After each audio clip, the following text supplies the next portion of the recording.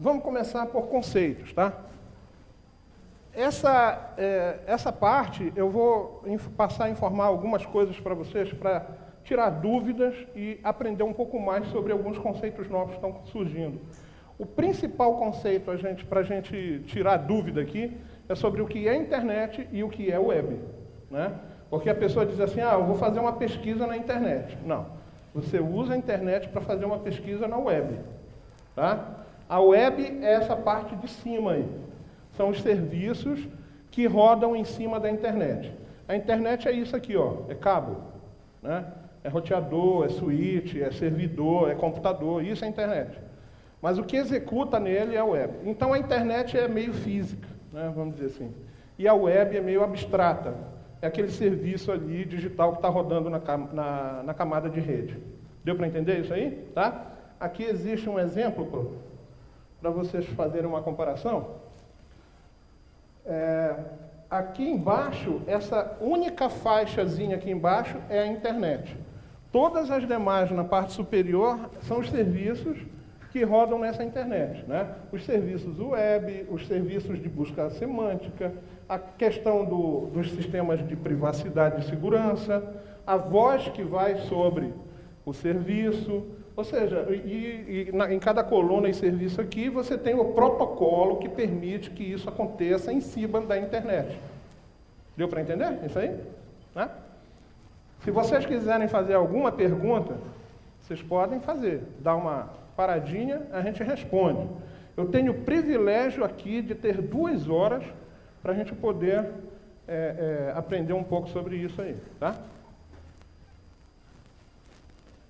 Existem duas palavras que tentam passar para a gente um conceito que envolve muito o que está acontecendo hoje na tecnologia. Eu costumo dizer que há 25 anos o homem está afinando os instrumentos digitais. Há 25 anos isso está acontecendo. Porque, na verdade, é só o início. O que vai acontecer logo, logo, é uma enxurrada de tecnologias, que, na verdade, já existe, é porque elas não são acessíveis ainda comercialmente, mas logo, logo, a acessibilidade vai ser possível. E como se você compra hoje um livro, você vai comprar tecnologias super avançadas, não é certo? A este nível mesmo, tá? Então, há 25 anos, o homem está fazendo uma afinação. Todas as suas bases de conhecimento digitais vão começar a produzir incessantemente revoluções tecnológicas. Então, a gente precisa se habituar a isso. E existem 2 palavras aqui que estão começando a ficar populares. É a tecnologia ubíqua e a tecnologia pervasiva. Essas 2 palavras andam juntos porque uma complementa a outra. A ubiquidade da tecnologia diz respeito à onipresença da tecnologia. Ou seja, a gente vai chegar a um ponto que não vai existir lugar nenhum que você não possa se conectar. Tá certo? A coisa vai ser capilar, que a gente costuma dizer. Vai estar em todo lugar, em todo tempo, à sua disposição. Tá?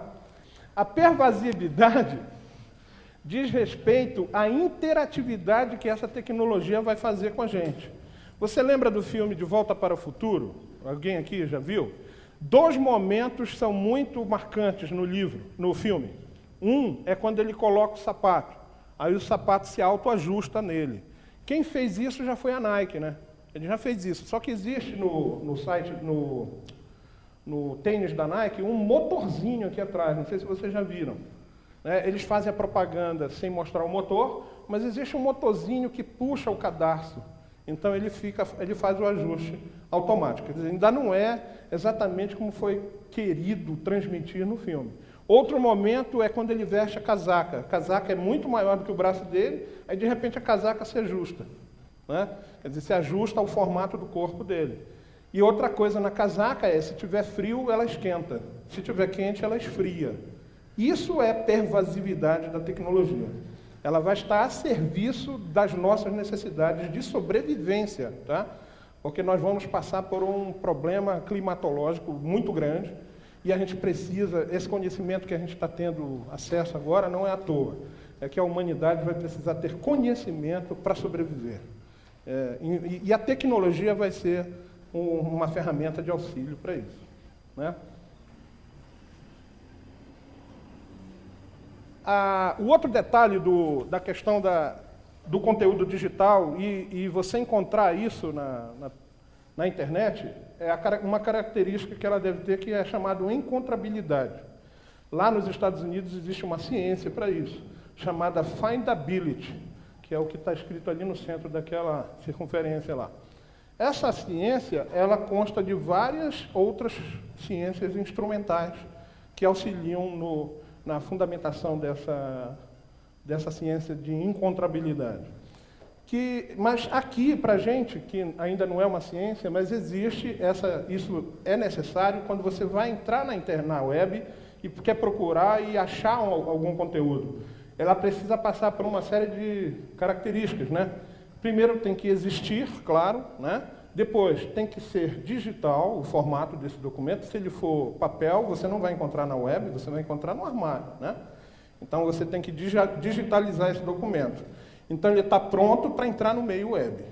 Quando você estiver ali no formato digital, ele tem que estar disponível num suporte qualquer dentro da internet, que não é só a web, tá?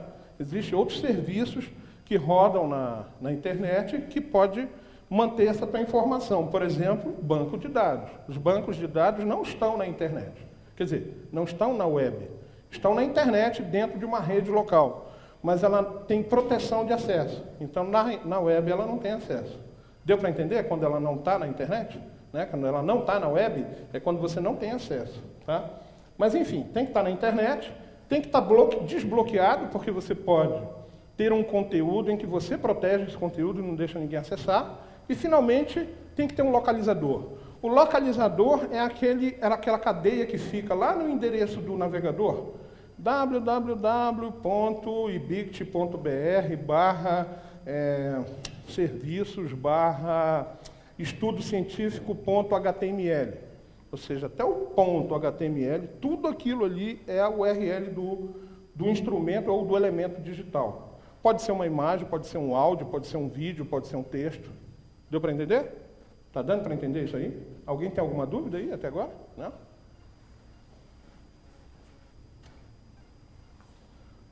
Essa é a URL. Até um tempo atrás existia uma URL chamada URL não muito amigável. E hoje a URL é amigável. E essa característica de ter que ser amigável, ela está sendo adotada por todos os editores de blog, né? Quando você cria um blog, que você posta uma página, o próprio blog já nomeia ela para um nome amigável.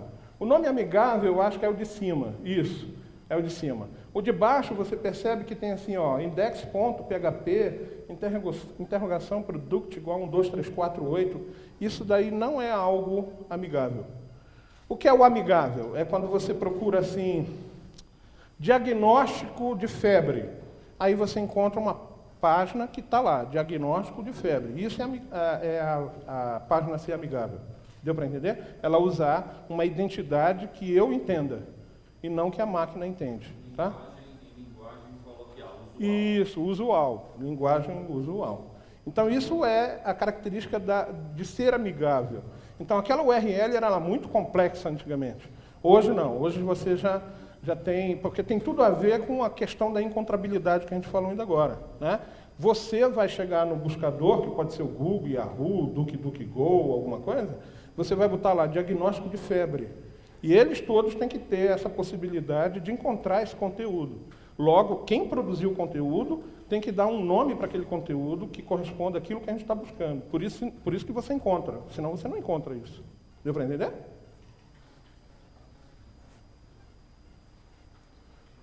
O pessoal tem dito assim, o Google vai dominar o mundo. Não é a intenção do Google dominar o mundo. Não, nada disso. A intenção dele é poder disponibilizar para todos os usuários qualquer informação que você precise de forma a ser útil para ti. Né? Por isso, você pode perceber, na verdade, ele só reutiliza essas informações. Quando ele vai ele criou o Google News, por exemplo, ele reutilizou aquela informação dos meios de notícia digitais e dispôs aquelas informações de uma forma diferente, num visual diferente. Logo, não era um jornal, mas era um lugar que se concentra informações de notícia, Google News, né? O Google Picasa, por exemplo, que era o da imagem. Você coloca uma foto na internet, mas ele tem lá um sisteminha que concentra aquele tipo de informação para você cuidar. O Google Music, que concentra, é um sistema que concentra áudios, e por aí vai. Então, na verdade, ele não está dominando o mundo, ele só está cumprindo com a missão dele, que a missão do Google é organizar as informações do mundo e torná-las mundialmente acessíveis e úteis. Você pode perceber que nessa missão nem existe a palavra internet. Eles foram tão amplos, não é certo? Porque, de repente, ele pode querer organizar a tua agenda no teu caderno. Ele, se quiser, ele vai lá, a missão dele diz isso. Deu para entender isso aí? Então, é muito mais amplo. A intenção é organizar a informação, para tornar ela disponível para você e que ela seja útil. Né? Existem vários pensadores emitindo esse tipo de ideia, de conceito que eu estou querendo passar nesse slide aqui. O sucesso e genialidade são 10% de inspiração e 90% de transpiração. Quem falou foi o Albert Einstein, né? A busca ainda é 90% de transpiração e 10% de inspiração. Já foi uma remontagem desse conceito que eu fiz. E a inspiração precisa de muita transpiração. O Larry Page que falou no livro sobre a história do Google. Por mais que você aprenda tudo que eu vou ensinar aqui e você prossiga no estudo de se tornar especialista em busca e encontrar conteúdo digital, apesar disso, você ainda vai ter que caminhar muito. Tá? Eu tenho uma pergunta. Essa questão da encontrabilidade da informação, eu construí um blog porque eu estava numa certa dúvida com relação a essa questão de busca de conhecimento. Não sei. Aí construí um blog só de informação, repassando. Você acabou de falar, repassando só informação. Eu sei. Tem pouco tempo, ele deve estar chegando a uns 30 mil visualizações, cerca de 1000 visualizações. Está melhor que o meu. De vez em quando eu fico 30 dias sem mexer nele. E ainda assim ele permanece lá com 600, 700 visualizações mensais. Porque o que eu faço? Eu faço uma peneiração de informação. Eu sei. Aí a minha dúvida é, será que as pessoas, elas estão acessando, por exemplo, o Google? Eu gosto muito do Google, eu sou fã do Google. Elas estão acessando as informações. Eu não gosto muito por uma dele. questão de vício ou por uma questão realmente de busca de conhecimento? É por indução. Alguém induziu aquela pessoa a usar o Google. Porque alguém sempre chega contigo. Porque, veja bem, olha só, é impressionante. Mas 95% de buscas feitas no Google, os buscadores, os personagens, as pessoas, usam uma palavra. E aquela caixinha, a gente vai ver, ela comporta 32. Em torno de 90% a 95% também, as pessoas que buscam só ficam na primeira página. E aquilo que está usando lá, e aquilo que está aparecendo lá, que às vezes são os 3 primeiros resultados. Porque o padrão de lista de resultados é 10. Né? Se você quiser, você põe 100. Porque você configura quantos resultados por página de resultado de busca ele mostra para ti. Mas também, se a gente considerar que a maioria, mais de 60% dos vídeos são de baixa resolução, você só vê aqueles 3 primeiros. Quem tem de alta resolução ainda vê 6 resultados. Então, não é porque as pessoas sabem que o Google é o melhor buscador. É porque elas foram orientadas a buscar no Google. Existe, inclusive, um post que eu fiz no meu blog, www.buscandonainternet.com. Num dos tópicos, eu não sou produtor de notícias, eu produzo conteúdo. Então, eu blogo hoje, vou blogar daqui a 2 meses, né? Porque eu achei que existe uma coisa que é importante falar. Mas tem um post que eu faço sobre justamente a crise de identidade das marcas, que é você dizer assim, pô, eu vou googlar na internet. Aí o cara entra, senta e abre o Yahoo. Tá certo? Essa crise de identidade, por exemplo, a gente está cansado de ver, né? O cara não pede um refrigerante, ele pede uma Coca. Ele não pede uma lâmina de barbear, ele pede uma Gillette. tá certo? Gillette é a marca, Coca é a marca, é o sabor, né? Então, essa crise, as marcas têm que ter esse cuidado, né? Eu não sei se o Google existe um movimento interno lá para procurar não produzir esse tipo de efeito no cérebro das pessoas, que é você entrar na web para fazer uma busca, para usar o Google e você abrir outro buscador. Entendeu? Então, não é porque as pessoas conhecem. Aqui vocês estão tendo a oportunidade de tirar as dúvidas sobre essas questões, porque o Google não é o melhor de graça. Existe uma série de fatores que vão ao encontro desse resultado. E são muitos. Eu produzi até uma lâmina que fala sobre 18 fatores. Tá certo? Primeiro, porque eles começaram cedo. Outro, porque eles foram os primeiros a dar importância à busca, e só 10 ou 15 anos depois é que outros começaram a dar importância à busca. O Larry Page foi de casa em casa, lá no Vale do Silício, inclusive no Yahoo, e o do Yahoo é narrado no livro, onde ele diz assim: eu quero vender a minha técnica de busca para vocês, vocês querem? Ele queria vender. E os caras do Yahoo simplesmente disseram: não, a gente vai continuar fazendo como a gente sempre fez. E como é que eles fazem? Eles disponibilizavam uma página onde o próprio usuário cadastrava o seu site. Então não era uma busca automática. Não eram agentes dinâmicos de web que rolam nos circuitos buscando informação. Era manual o processo. E parece que eles ainda dão privilégio a esse tipo de trabalho lá. Eu não sei se eu respondi a tua pergunta. Então as pessoas vão por indução, foram induzidas, ou disseram, né? Por exemplo, houve uma época, eu gosto de fazer esse tipo de comparação também, que toda a autoescola tinha Fusca. Aí os caras diziam assim: pô, mas só Fusca? Por quê? Porque era popular. A maioria das pessoas compravam Fusca. Então, a maioria das pessoas usa o Google porque ele é popular. Não porque tem conhecimento dele, entendeu? Mas a gente vai ver aqui. Aqui é o que acontece quando ele varre as páginas web. A busca que você está fazendo, ela já existe o resultado antes de você buscar. Porque se não existir o resultado, eles vão providenciar essa busca depois que você faz a solicitação que diz não tem resultado. Aí depois é que vai se criar aquele view. Quem faz banco, quem trabalha com banco de dados sabe o que é view. View é o seguinte: view são várias formas de você ver a mesma informação. Tá certo? Então eu tenho um banco de dados e eu posso dizer assim: eu quero um relatório das melhores empresas. Ou eu quero um relatório das que têm mais média de venda por mês. Ou seja, são views, são visualizações diferentes, né? Então, o que é que acontece quando quando o Google entra na rede, na internet? Ele dispara alguns agentes que a gente chama, que são programas, são pequenos programas, e a gente vai falar sobre algoritmo aqui. Algoritmo é um programa. Esses algoritmos, ou esses programas, eles vão nas conexões. Onde tiver conexão, ele se ramifica. É um sinal elétrico, e aí quando ele encontra que tem um roteador para cá, outro para cá, outro para cá, ele se divide, ele se multiplica e vai varrendo a rede, encontrando sites e indexando esses sites. É isso que acontece. Então ele entra numa página, e é por isso que o Google estimula que você faça referências de link a outras páginas. Por quê? Porque quando esse agente entra na tua página, que ele encontra outros links, ele quer saber onde é que você está buscando aquelas referências. Aí ele pega aquele link, manda um agente para aquele link lá, varrer aquela página lá do outro lado, não sei onde ela está. Por isso que é sempre bom que você tenha, em média, uns 5 ou 6 links de conexão da tua página com outras páginas. E um segredinho aqui. Faz conexão com a Wikipédia.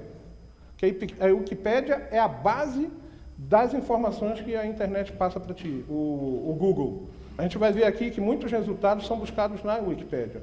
Então, o Google gosta de indexar a Wikipédia. Beleza, faz uma página falando sobre um assunto e diz assim: na Wikipédia, aí tu põe o link da Wikipédia, e aí o agente vai lá, porque ele conta ponto para você, né? Então, é isso que acontece com os programinhas, ó. Eles entram numa página, eles criam um resumo, aplicam a esse resumo regras e mandam um índice que vai ser criado lá nos servidores do Google. Porque se outra pessoa fizer essa mesma busca, esse índice vai estar atualizado lá. Beleza? É assim que acontece a varredura. E o que é que acontece quando você quer buscar? Quando você faz a busca, você coloca a informação naquela caixinha, né, vazia, aí o que é que ele faz? Ele vai lá nos servidores do Google, e são vários, né? A gente chama de processamento distribuído. Ele pega aquela tua busca e divide para vários centros de processamento para buscar as informações que você está querendo. Aí ele vê quais são as referências e traz para ti. Se não existir, né, de repente, se você absurdamente fizer uma busca que não existe, que é muito difícil, quer dizer, se você aprender as técnicas, você vai ver que é fácil, né? É só você dizer assim, metiolate e chocolate, aí realmente não tem nada a ver com uma coisa com outra, porque sempre quando você busca algo, você usa palavras que têm conexão, né? Se você usar palavras que não têm conexão, ele não vai achar porque não existe aquilo ali. Aí ele te diz que não existe, mas em background, que a gente chama, né, nos bastidores, ele já manda fazer uma varredura para ver se encontra aquilo que você está buscando. Tá? É assim que são os resultados. Quando ele vai fazer aquela indexação, isso é resultado de um trabalho que a pessoa que produz o conhecimento faz. Então, ela tem que obedecer uma série de regras. Por exemplo, a arquitetura do site tem que estar em conformidade com as regras que o Google determina que as informações estejam, por exemplo, conexas no teu site. Ele também vai ter que obedecer à regra de usabilidade, o conteúdo, palavras-chave. Ou seja, são alguns pontos que você precisa trabalhar no teu site para que o Google entre lá e indexe ele da melhor forma. E aí o teu PageRank vai sempre melhorando. Engraçado é que...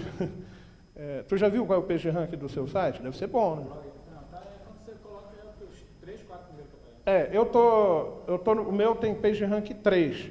Ele também diz que o tráfego não tem nada a ver com o PageRank. Se você tem um tráfego muito alto, não significa que você tenha um PageRank alto. O PageRank é o qualificador do site, né? É aquele que vai ser responsável por te levar no topo da resposta, do resultado. O meu é 3. E o engraçado é que eu lendo uma matéria diz que 3 é a média dos melhores sites no Brasil. Porque também tem a classificação por... Eu não me senti vaidoso por isso, mas eu acho que é porque, né, tem alguma coisa de sentido ali. Não? Mas enfim, o meu é 3. Você tem como medir isso, tem site que faz isso. Existem também dois tipos de web, aquela que todo mundo conhece e aquela que todo mundo tem medo. Né? Mas esse medo é preconceito também, não é porque existe só coisa ruim, não. Às vezes a gente vê muita coisa ruim também na web que a gente tem acesso. Né? Só que na web que não tem acesso, é a mesma coisa ruim, só que fugindo do rastreamento. Essa é a única diferença. Porque lá você precisa de técnicas de rastreamento mais apuradas, por exemplo, só a Polícia Federal consegue fazer esse tipo de rastreamento. Lá não é qualquer pessoa, mas qualquer pessoa pode se tornar um especialista de anonimato, né? De repente estar na internet sem ninguém ver. É só estudar que você consegue. Mas a web invisível, que é a Deep Web, a Dark Web, que o pessoal fala, ela contém muito conteúdo desagradável, mas a maior parte do conteúdo dela consta dos bancos de dados, principalmente, que são as informações. Na verdade, foi um mito que se criou da web, Dark Web, web invisível, porque quiseram criar essa brincadeira, mas lá existem coisas que a gente também encontra na web acessível. Mas por que é chamado web invisível? Porque você só tem acesso sob restrições. Por exemplo, é um banco de dados que só algumas pessoas que têm a senha que podem acessar. Obrigado, professor. São artigos ou conteúdo até da própria Polícia Federal que estão sob sigilo ou da Justiça, que ninguém tem acesso. Então ela vai para a Deep Web, que a gente chama. Beleza? Vamos acabar com esse mito aí de que lá tem um monte de coisa ruim e tal. Tem, mas como tem também na web normal.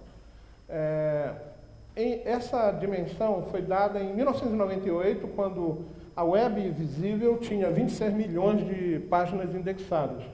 E em 2000 já teria chegado em 1 bilhão. Em 2008, que foi essa estatística, 25 de julho, o Google já tinha indexado 1 trilhão de páginas. Esse 1 trilhão, é isso que significa essa imagem, é 1% da web visível. Então, é como se tivesse, sei lá, não vou me atrever aqui a errar, mas assim, 1% da internet em 2008 estava indexada pelo Google, que é 1 trilhão. E a web invisível, ela é 500 vezes maior que a internet visível. Então, olha só a quantidade de informação, né, que é muito grande. Só para a gente ter uma ideia aí do tamanho da ferramenta.